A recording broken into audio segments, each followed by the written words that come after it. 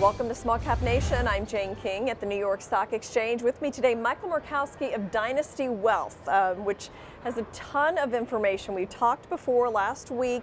We briefly discussed NERPs and the NERP crash indicator. Since then, I've seen a lot of writings about this. NERPs in Japan, NERPs in other countries, and there's been a lot of media attention starting to grow on this. So first of all, let's start. What is a NERP? N-I-R-P, what is that? Well, there's the media attention is on negative interest rates and NERPs, both. It's mostly on negative interest rates, but there's a NERP it's an acronym for a negative interest rate policy. That's what it is, and they are instituted by central banks. Yes. They're sort of like the discount rate, the inner rate they charge the banks. Okay. Now there's also negative interest rates. We're a completely separate animal. So what everybody's confused about is that a negative interest rate can happen if the market sets the rate as negative. They can go negative. So in the United States, people say, we'll never get a NERP here. But that's irrelevant, because if the market in the United States sets the aftermarket for United States government securities goes negative, it can go negative. We may never get a NERP from the Federal Reserve, but the market may determine that. The market may take it to a negative NERP, and that's my biggest concern. I think that's going to happen. Interesting. Okay. Well, and you've talked about NERPs, the negative interest rates, the propensity for them to cause some kind of meltdown. I mean, what does that mean for people? Negative interest rates. How will we see that in our investments, in the economy? Well, I think the point is with the negative interest rates is they fuel their negative returns. Alan Greenspan said it warps investment behavior. At some point, if someone's charged a negative interest rate, they're going to take the money out of the bank and they're going to put it under their mattress. Yep. So it's also it's going to cause cash hoarding. And there's something on my website, I just wrote a report about that Barron's pointed out, Randy Forsyth, the up and down Wall Street columnist. Cash hoarding is beginning around the world right now. Okay. Well, and you've also been writing for Equities magazine, and you have a track record here. I mean, you warned about the housing crisis, about Lehman, Merrill Lynch. I mean, all of that we saw in 2007, 2008, 2009. How would you see what we're seeing now compared to that? Well, what happened is I saw the negative cash flow building for the 5 brokers, and I've monitored it. It just kept growing bigger and bigger, and it stayed negative for several years.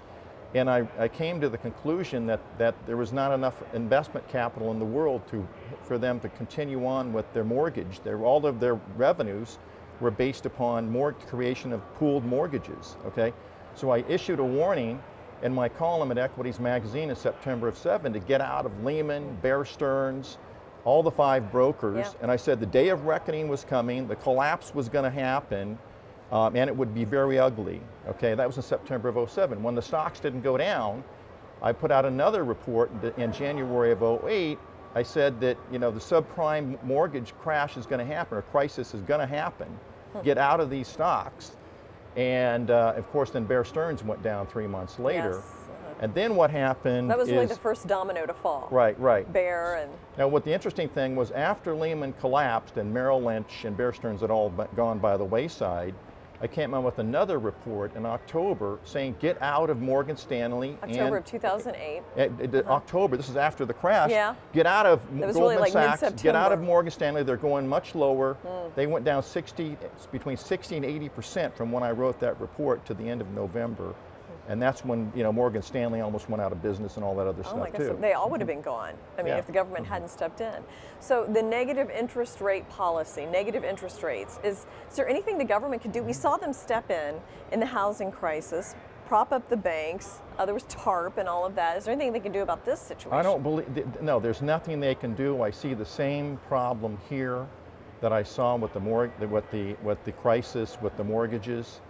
And to explain that, I think it's definitely going to cause, if the NERPs are not eliminated, and the negative interest rates stay negative, it's going to cause a banking crisis. It's going to make the whole banking system totally dysfunctional. Globally. Yeah. So let me,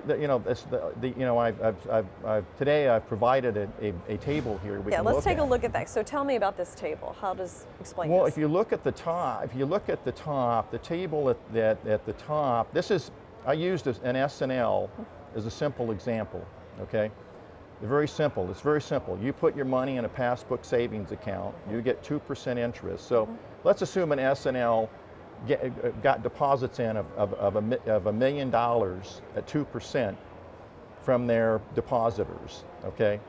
So that would generate a lot, that would have an expense of, for them, $20,000 a year. Now let's assume the S&L goes out, okay, and is able to loan half of that money at 4%, okay, which would be $20,000 a year. They would break even. So the rest of the money, the rest of the $500,000 that they have, would basically what they would use for a profit. So if they're able to invest that money into United States government securities at a 1% interest rate, their profit on the remaining amount would be $5,000. Okay? Now, banks cannot put money into anything but government securities.